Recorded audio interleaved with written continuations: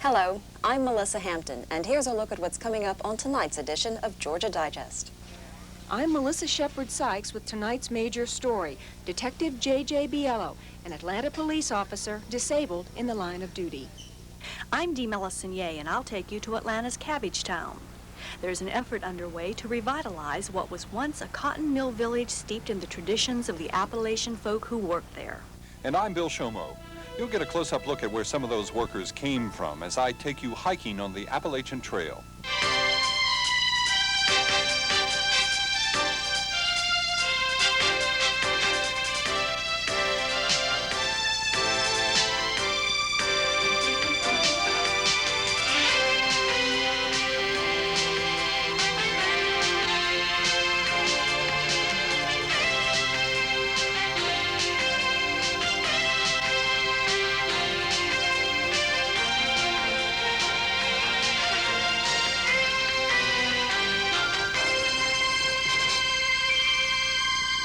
Hello, and welcome to Georgia Digest.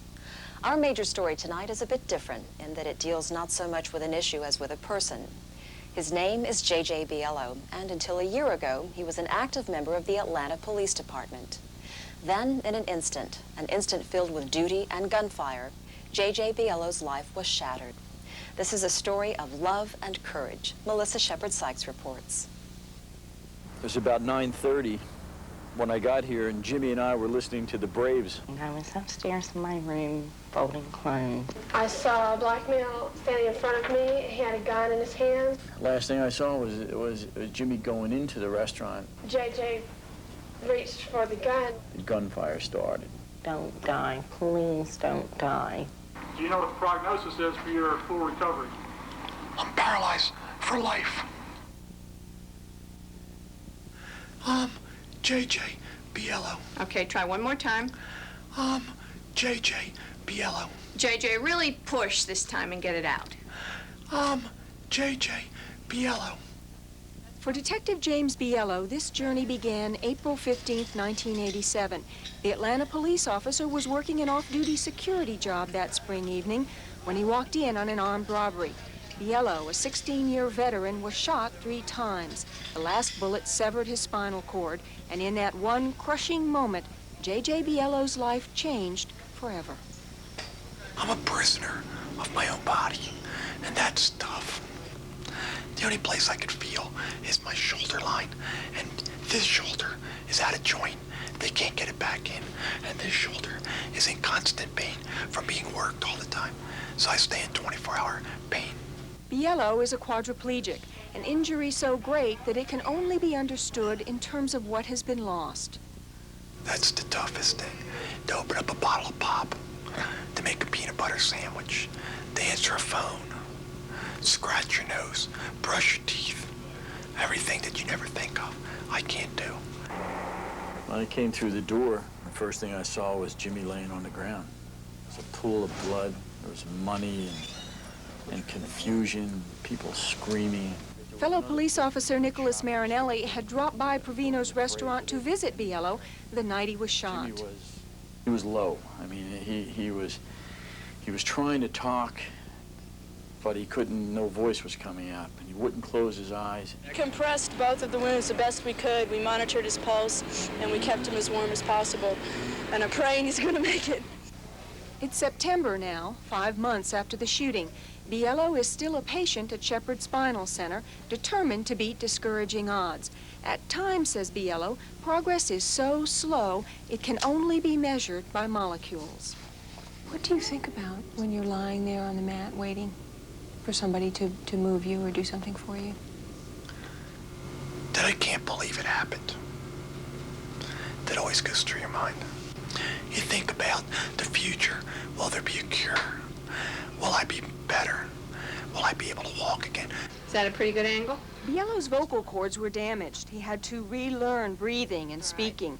He can't use his hands, although he has some limited movement of his right arm. Spell Barbara's name first of all. Barbara Biello once played tennis with her husband every week. Now he cheers her on. Come on, Barbara. Good shot. I think that he's very determined. He's very determined to do the very best he can do and be all that he can be. When he was injured, things, as people say, your whole life flashes in front of your eyes.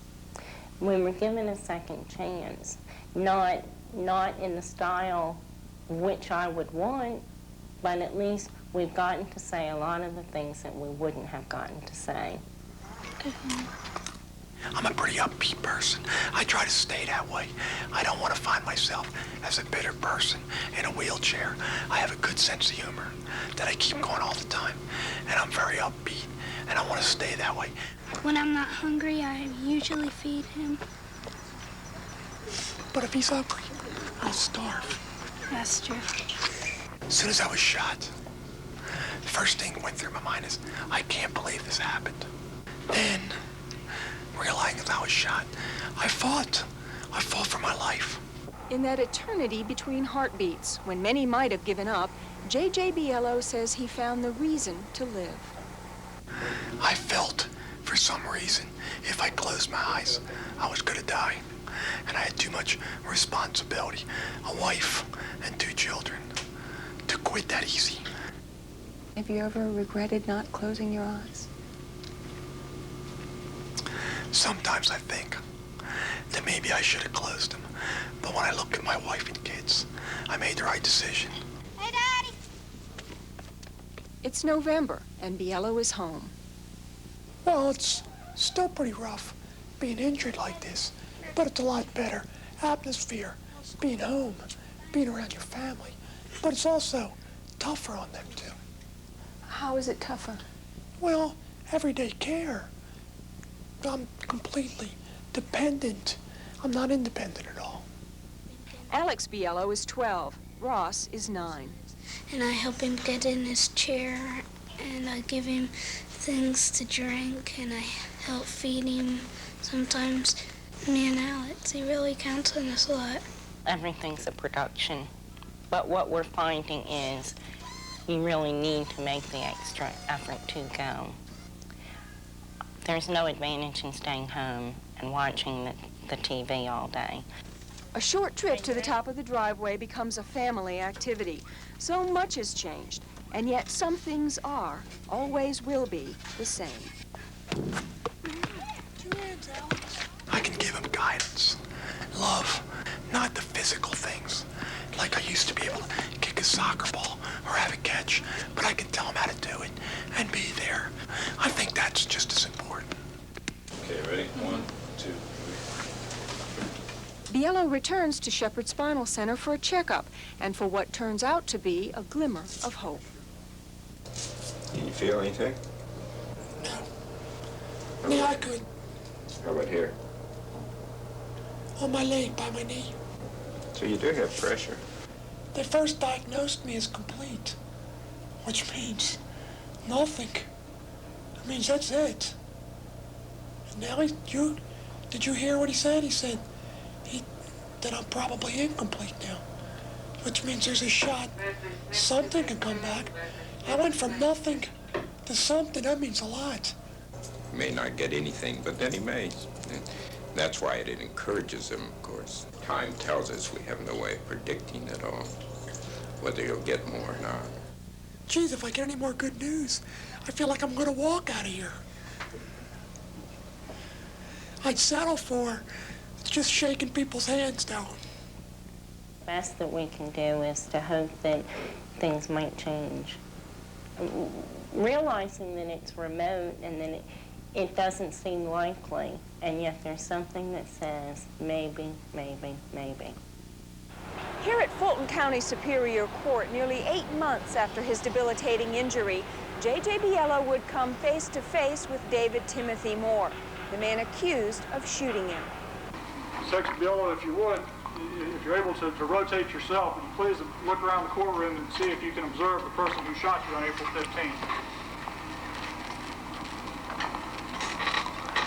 It's that fella sitting in the middle, right there, next to the girl and the defense attorney.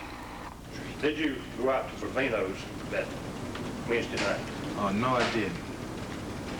Did you shoot Officer Biello? No, I didn't. David Timothy Moore was convicted of shooting Officer J.J. Biello. Moore was found guilty on 4 counts, including armed robbery. He was sentenced to life plus 60 years. He'll be eligible for parole in 7 years. Moore declined to be interviewed for this story. J.J. Biello grew up in South Philadelphia. By all descriptions, active, hardworking, a take-charge person, a devoted family man, and a dedicated police officer. It's now 1 year since the shooting. What's your prognosis? That I'll never walk again. I'll never get out of this wheelchair. I'll never be able to use my hands again. I mean, it's pretty tough for me to say that, but there's no chance. When I pray that the dark clouds don't come because it's miserable to be depressed. And I pray that Jim doesn't have to suffer so much. And I hope that, you know, we can get happy. But there's no telling. One spring afternoon, Detective Biello drops by headquarters. He's anxious to work, but not sure if he can return to active duty. Remember when we were looking in the window and the guy was naked? And then he goes, he's moving. We were looking in the wrong window. Biello has remained on full salary for the past year. The city of Atlanta pays all medical-related expenses, and Biello is eligible for a disability pension equal to 70% of his salary if he's unable to return to work. I don't think I can go back to the police department. I was there yesterday. I can't get around. I like to do consulting work. I like to look into other things. I have a lot of options. See y'all later. Yeah, he's just the kind of person you can't help but like. He always brought a lot of laughter into the squad, and he was always dedicated to his work. He really had a genuine concern of what happened to people, and he really wanted to try to help them. 2 of those people are Renee and Inez Diaz, who run a small Cuban grocery store in Atlanta. How do you feel about JJ? Always he cry when he's thinking of JJ. JJ is the best friend, like a family, like father, brother, everything here. We had gotten robbed, my grandfather, and JJ was the detective in charge. And after that, he started coming by my dad's store and the cafeteria, and one thing led to another. We just became really good friends. And then I started to stop by, and he would feed me. And I like to eat, and he likes to feed people. So it became a real good relationship, real fast, right? Yeah, There has been an extraordinary outpouring of public support for Biello, including this fundraiser in Piedmont Park.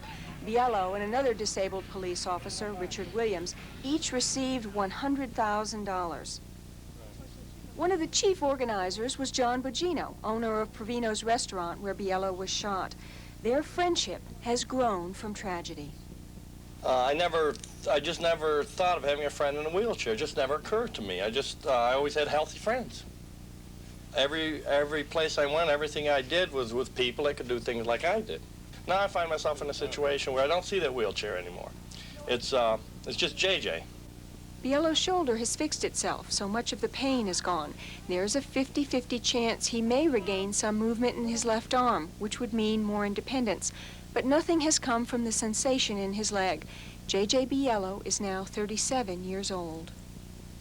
3 months after I was shot, I wanted to die. 6 months after I was shot, I wanted to die. 9 months after I was shot, I was hoping I'd still die. And now we're talking about 12 months.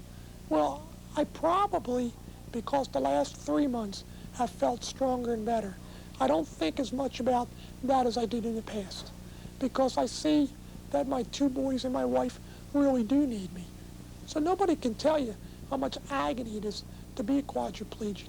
Not the physical stuff hurts, but it's the mental stuff that gets even worse.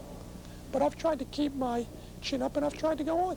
And I have a lot of support by my wife and my 2 boys and my family and friends. So I'm fortunate. You know, this isn't going to be a sad, depressing house. Paralysis may surround them, but it has not overwhelmed them. No, you don't have a lot of time to dwell on it, and you shouldn't. Because my kids deserve to have as normal a life as possible, and there's no room to lay in bed and pull the covers over your head. Moving back. Okay, no. Where are you going to go from here, do you know? Well, one day at a time. One day at a time. I want to be able to read my paper. I want to be able to hug my wife. I want to be able to swat my little boys. Alex Biello's class assignment was to write a poem, and to write the poem about a hero. He was tall, but then he was short. No matter. He was strong, but then he was shot. No matter. He's still there when I need him. That matters. He's my dad. Every big city has its aging neighborhoods. They are often repositories for colorful memories of those who once worked there, laughed and cried there, had families there, and died there. Many times people went through that entire process without once leaving the old neighborhood. Well, today, perhaps sadly so, we are less a society of neighborhoods, but that doesn't mean that these once vital areas are willing to fade into memory without a fight. Dee Malisonier has the story of Cabbagetown, an old neighborhood with some new advocates. When Fulton Bag and Cotton Mills